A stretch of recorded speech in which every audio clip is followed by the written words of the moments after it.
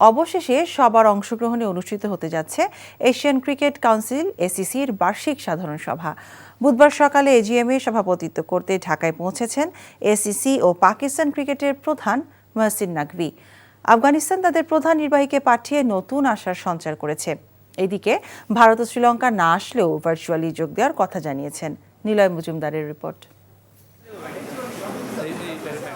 বুধবার সকালে PCB chairman Mohsin নাকভিকে বিমানবন্দরে বরণ করে নেন বিসিবি সভাপতি আমিনুল ইসলাম।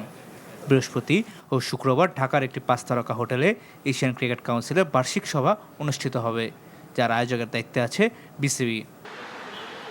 সাধারণ সভার আয়োজনকে ঘিরে এদিন দিনভর ব্যস্ত থাকতে দেখা গেছে বিসিবির কর্মকর্তাদের। সভায় অংশ নিতে আসা বোর্ডের প্রধান নির্বাহীদের বৈঠকও অনুষ্ঠিত হয়েছে এদিন। তবে এবারে সভা নিয়ে উৎকণ্ঠা থাকছেই।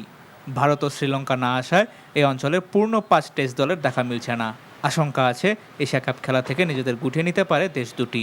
যদিও এই নিয়ে তেমন কোনো সমস্যা হবে না বলে জানিয়েছেন বিসিবির সভাপতি আমিনুল ইসলাম বুলবুল। এদিকে এসিসি সভাপতির সঙ্গে সৌজন্য সাক্ষাৎ করেছেন ক্রীড়া উপদেষ্টা আসিফ মাহমুদ। সাধারণ সভায় অংশ নিতে অতিথিদের আপ্যায়নে বুধবার সন্ধ্যায় নৈশভোজের আয়োজন করে বিসিবি, যেখানে উপস্থিত ছিলেন পাকিস্তান ও বাংলাদেশের সকল খেলোয়াড়। Niloy Majumdar, NTV news, Dhaka. Bundle থাকলে প্রতি সেনমানিতে টাকা বাঁচবে। বিকাশ সেনমানি বান্ডেল কিনে জিতুন প্রতি লেনদেনে।